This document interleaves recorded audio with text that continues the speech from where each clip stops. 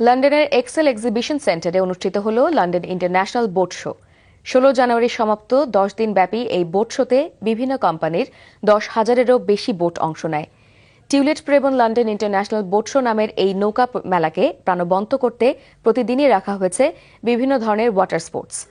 শারিয়ার আরেফিন শাওনের ক্যামেরায় London boat শোর বিস্তারিত দেখুন আমাদের লন্ডন প্রতিনিধি হাসান হাফিজুর রহমানের রিপোর্টে।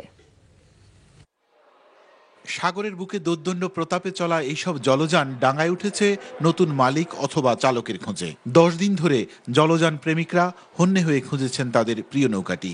আধুনিক এবং ইঞ্জিন চালিত এইসব নৌকা মুগ্ধ হয়ে ঘুরে ঘুরে দেখেছেন বোট শোতে আসা দর্শনার্থীরা। সমুদ্র বিলাসী অথবা জলক্রীড়ায় অভ্যস্তদের আকৃষ্ট করতে আসা বোট নির্মাণ প্রতিষ্ঠানগুলো এই মেলা থেকে ব্যাপক সাড়া পেয়েছেন। People through the door and had a great opportunity in sort of showing our new products off to the many numbers of people that are interested in boats or potentially looking to upgrade into newer or larger vessels. Generally, we've been very happy. The attendance has been good, and more importantly, the quality of the visitor has been very good. We've seen an awful lot of existing boat owners who are now talking about upgrading their boats. মেলায় আসা দর্শনার্থীদের মধ্যে শিশু কিশোররা ছিল খুব বেশি আবেগ আপ্লুত। মেরিন লাইফ নিয়ে তাদের আগ্রহ ছিল বড়দের চেয়েও বেশি। It's amazing. We love the boat show. We love the boats and it's fun and has tons of stuff, equipment that you can have goes on. we went to see the Sunseekers and we went to look at the oysters and some other yachts as well. It was really good. And you're looking to buy a jet ski, aren't you? Which is really fun. The outdoors, sailing, climbing, biking. It's interesting.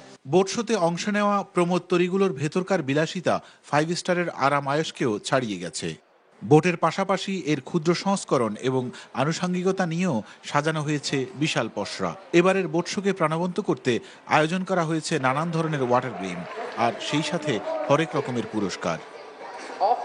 ব্রিটেনের সব থেকে বড় এই নৌকা মেলায় পৃথিবীর বড় বড় কর্ণধারেরা উপস্থিত হয়েছেন।